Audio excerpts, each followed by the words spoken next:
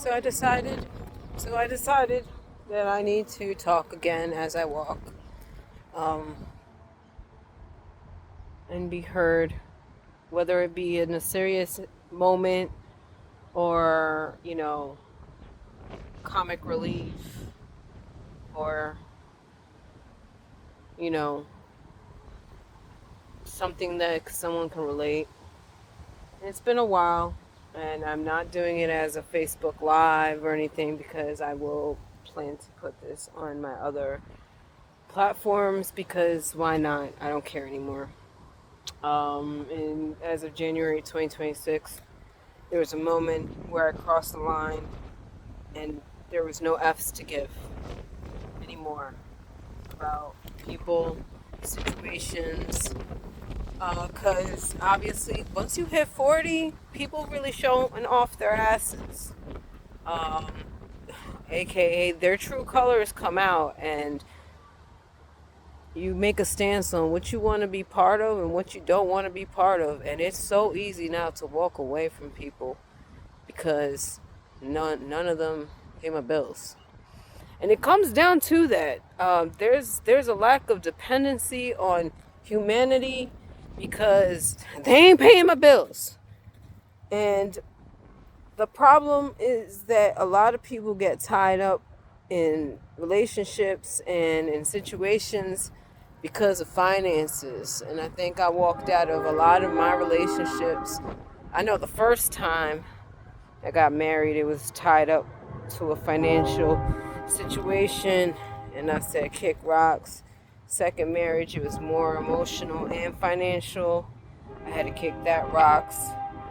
Last, definitely financial and then emotional, definitely kicking rocks. Now that I've been able to prove it to myself that I could do it by myself, everybody could go kick rocks. And it's not because I don't love them, but I sure love them myself a little bit more. And I show it a certain type of way, a certain type of people. And yeah, there's a level of me going 0 to 100 with certain people because, the tolerance is not there for them anymore. And the only person that still has me as a soft version of myself,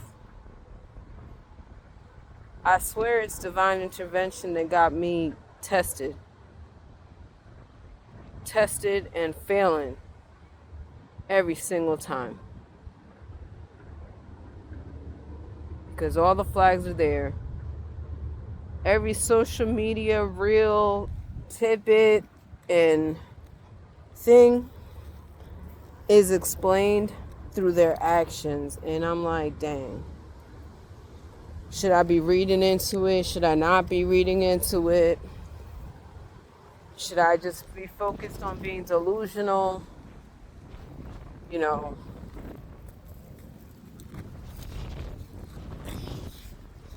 And,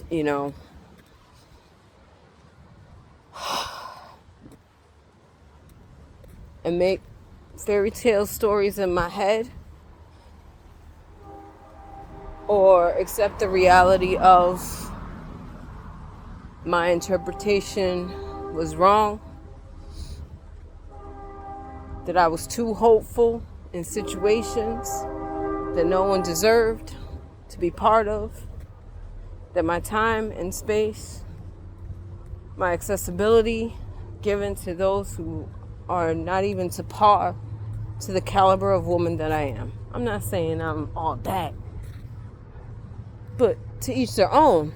Everybody is all that in their little worlds, right? Because don't we go out here talking about everybody's a king and everybody's a queen, and if something messes up in your life, straighten out your crown king and straighten out your crown queen. So in our own little bubble, in our own little world where we pay our own bills, yeah, I'm a queen. And it's fucking lonely. Excuse my French. It is absolutely lonely. And you know what? At one point, I wanted to be there based on with the commoners. I have air quotes in my eyes, but you can't see it. With the commoners. And then you realize that those are the people who don't deserve your access, your stuff, your availability. Communicate with you,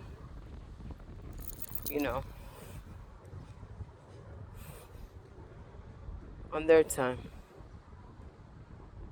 Because you know what? My time, I don't want them part of it. I realize that. It's taken me a minute. Because the only person that used to have me soft, I kind of don't want to talk to them no more. I still want to say hi. And how are you? But at the same token, I don't even want to say how are you. Because genuinely, I do care to ask and know, how are you?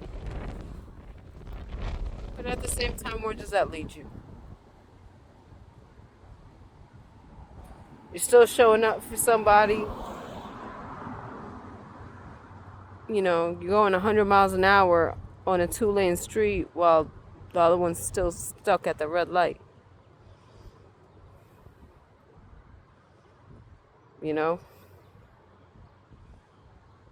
You realize that when you ask how are you, you're genuinely asking how are you, but in essence, they won't answer because they don't want you to share how they're really doing, so why the fuck do I even ask? And therefore, I kind of want to give up on people, parts of me, because, been there, done that, empathically want to give a crap. I want to care. I want to, make sure that the other person's good. But then, I don't. When I was there, I was 100. I was all in. I was devoted, dedicated for the cause. To look for a completion. No. I completed something alright, a trauma bond. That's what the fuck I completed. To only realize it's all fake. Because there's no way for me to understand that someone had good intentions and good feelings and then all of a sudden turn off like a light switch. To then only realize that people don't have the emotional and intellectual capacity of stepping up as an adult when they fucking are adults. Then I realized that, no, adulthood is not measured by an age. And then it sinks. You're this old and you still behave like that?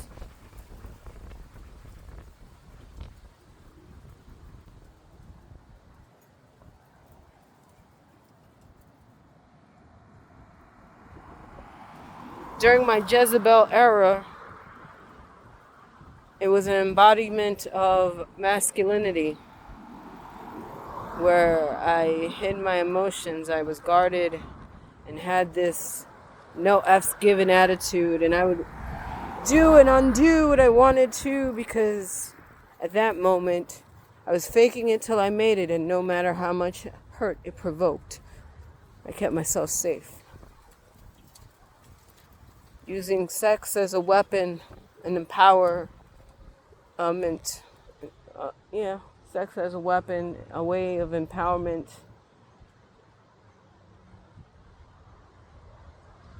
Don't think I had that much sex. No, don't.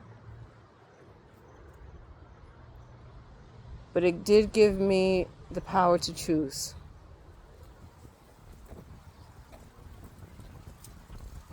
You got people out here so desperate, falling onto the laps of other people. Because it used to be simple necessities back in my youthful days. Level of loyalty. You know, having someone by your side, ride or die.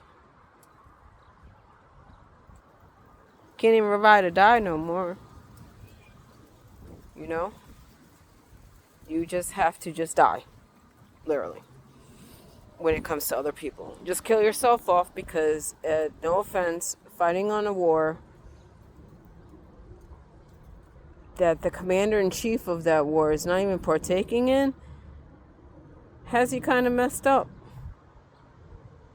Why are you fighting so much for somebody else's well-being while they're the ones still living in misery?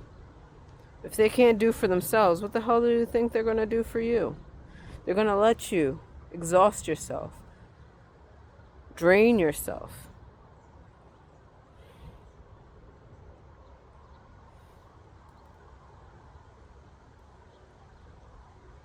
You know? If you love Christ, you start to understand what love is. It's more than sacrifice. It's a choice, and it's not a feeling, it's an action invoked with feelings. A choice that you make on a daily to show up and be present for a person, place, or thing. So yeah, you could love more than one thing. You could love your family members because, you know, you show up for them and you hold them down.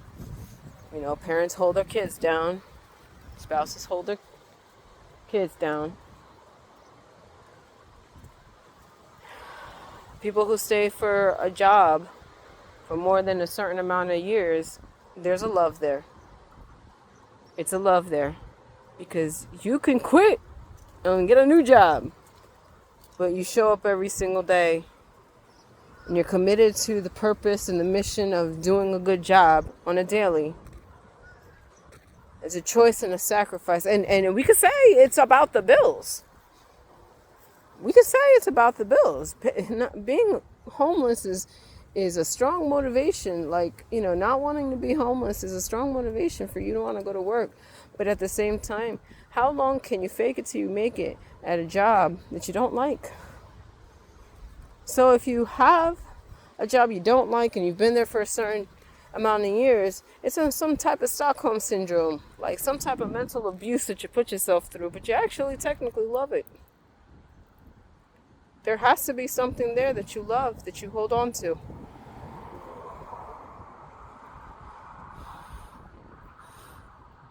You show up for animals, pets, fur mamas and fur daddies.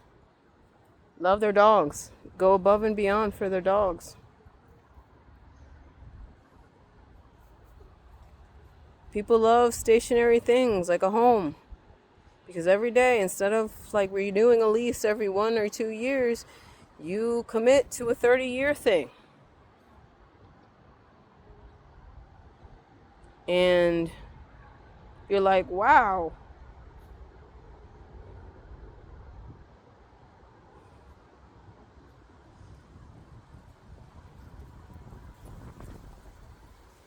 And then I learned something new.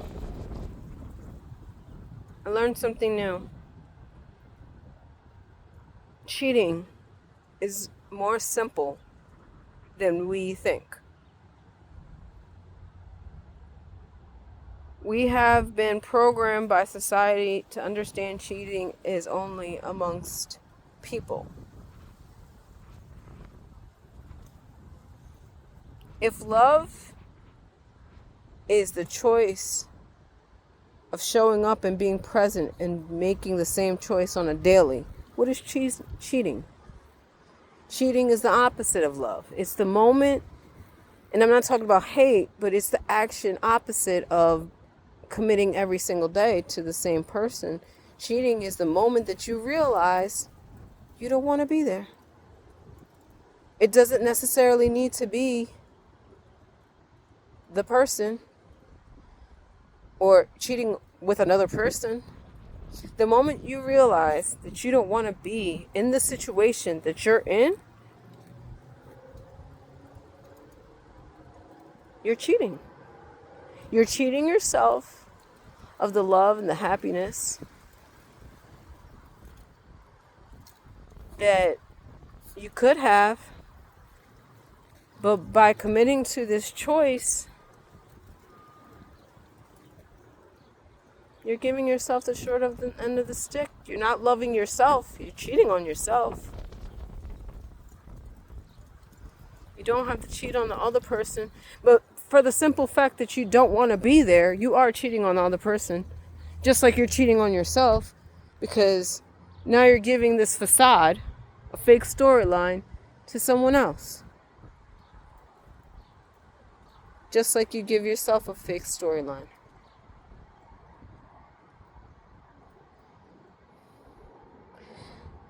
This is where we start discovering what it really means to start loving yourself. Because now it's, you choose yourself every day. That's one part, right? You choose yourself every day. You try to make yourself happy. But the moment you don't want to choose yourself because you don't want to do that, you're cheating yourself. You're cheating on yourself. You rather do it for someone else. And then the sad part is hope for humanity is slim in that aspect. Realize that I'll end up loving all by myself. On a one-way street going 100 for this person.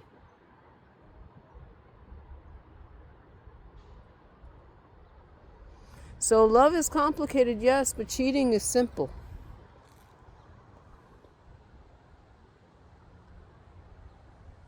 And that's why now I realize that a lot of people of my generation have finally given up. You know, they're just doing their own thing. They're able to make their own money, buy their own things, and be by themselves. Because the thought of cheating on themselves might be bad. You know what? And we all talk about, oh yeah, we love we love ourselves, but to what degree? You know? To what degree? Do I love myself because I give myself a nice haircut, color my hair, crochet a nice dress? Because I show up to do things for myself? But the moment I cry for them, that other person, I'm cheating on myself.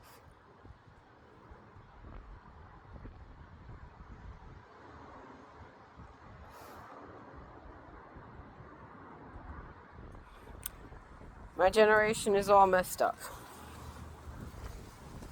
The 40-somethings. The 50-somethings and the 60-somethings have already, I guess, dealt and coped with some of the things that the 40-somethings are starting to learn. Why? Because now society has started giving labels of all these things.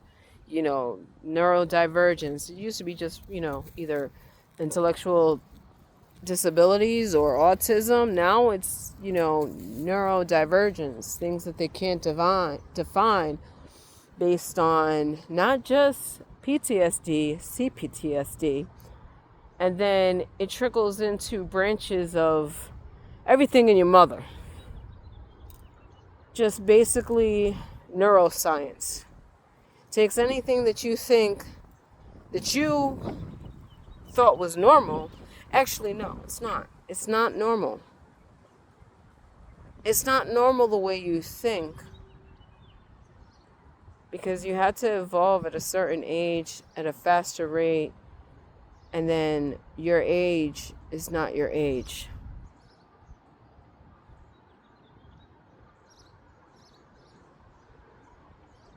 As a kid, I was called a wise soul. Was I wise? Was I wise?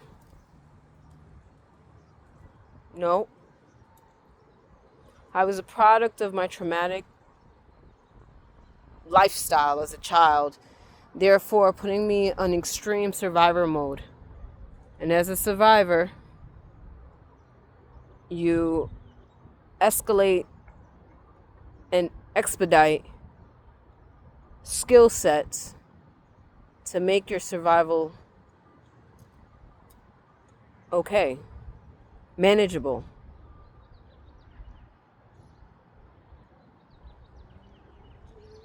The standards you set yourself are much higher than those who had normal lives, because some of the attributes that they have, they're still evolving, they're still learning, they're still adapting to these skill sets. When you have mastered them to the point where, you think guys like Ethan Hawke or 007, James Bond, are really superheroes. No, those mofos probably had traumatic instances as a child, and I think they have those weird storylines. And it just made them superhumanly aware and intelligent and quick on their feet and, fearless. No, buddy, these are all survival skill sets that have been mastered. They say that most people use about 10% of their brains. I think those people have learned how to adapt and use more of their brain. I start to question whether empathy is some type of level of telepathy or, discernment, they call it. No. Empathy is being able to feel everything. Discernment is, knowing what's the good and the bad and all that good stuff. I think it's level of telepathy. Your mind being able to control things. Breaking the matrix, I guess. You would want to call it that. See, I'm annoyed now because my dog is just sitting here. Standing here. Got me holding poop. So, oh man. Excuse me. So, it's tough to want to think about love with humans anymore. Not that I don't love humans. Humans are cool. We are an interesting species. But we constantly let each other down. Some of the things I've learned is sad. And it makes sense, because another thing I learned was the relationship between a man and a woman. And if you think about it biblically, unfortunately, I don't have a Bible with me on this walk, but the woman was supposed to covet and protect her man and be his eyes and ears when he's protecting the world. And because of sin, it's turned into the opposite. She magnifies her man's flaws and dangers, and instead of protecting her man, she's attacking her man. I thought that was quite interesting. And the same thing with man. I think I don't know all of man's responsibilities initially, biblically speaking, but after the fact, after sin came in, of course, instead of dominating the land and the earth, he wants to dominate his home, and wherever his wife is, that's home. So he wants to, dominate her. And unfortunately, you see that in relationships too. So, with that said, Isn't it sad? Can you be upset at the fact that nowadays there's more divorces, breakups, hurt souls? It's because it's a lineage of sin, you know? As generations go by, more people are apt to focus on sin rather than their salvation. So then, you know, what happens, it's old sin becomes more powerful with time. It just exponentially, decays humanity's hope. You know? So let me see if the dog will walk now. I don't know what he was tripping on. So biblically and spiritually speaking, that's why probably relationships don't last anymore.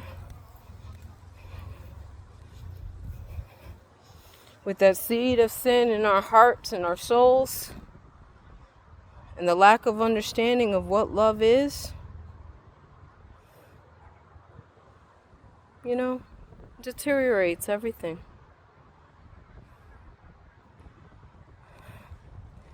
And with every sin, every negative thought, to ourselves, especially to ourselves, when we speak harsh negative messages to our being, we cheat on ourselves. The act of self-love deteriorates and gets flushed down the toilet, literally with every poop we take. Unfortunately, if we don't come to Jesus, literally, there's no way that we could cleanse our minds, bodies, and souls.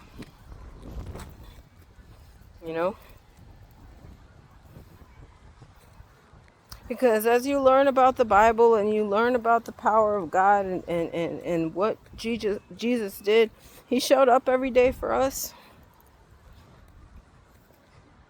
He didn't cheat us. He kept it moving. But he chose us every single day until his dying breath. He chose us every single day. He knew his assignment from probably from a very young age. And instead of saying, I don't want to be here, he said, it's my Father's will. I'll be here. Be here. Every single day. Every single day until he made it to the cross. And every day, we are reminded of his sacrifice, his love for us.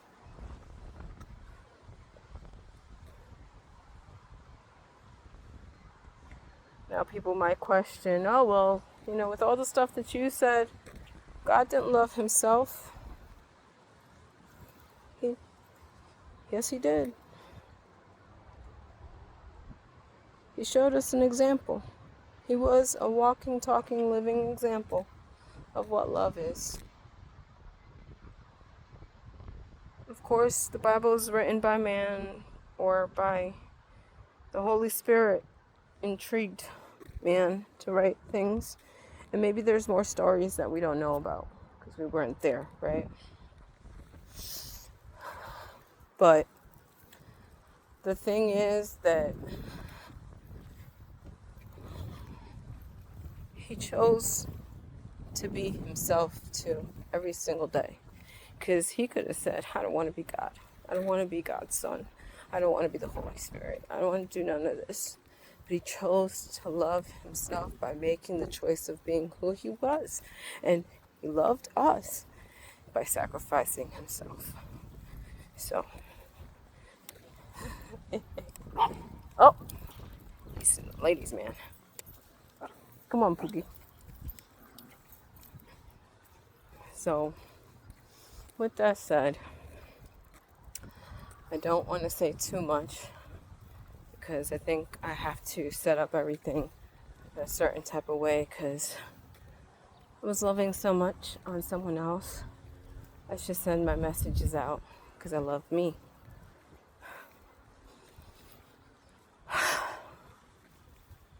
I have to side with that. I don't have to prove to anybody who I am and what I'm worth. I know I'm awesome. I'm awesome every day, and I choose to walk away just like God chose to walk away, and He keeps it moving. Jesus kept it moving. I never heard about Jesus circling the block. You know? There probably might be an example, but not that I'm aware of. So, it's not a Walking Chronicles Facebook only, but it will be a posted video for anybody and everybody who's willing to care. So sad when you start to learn things at a ripe old age. When you think that you knew enough starting at a young age.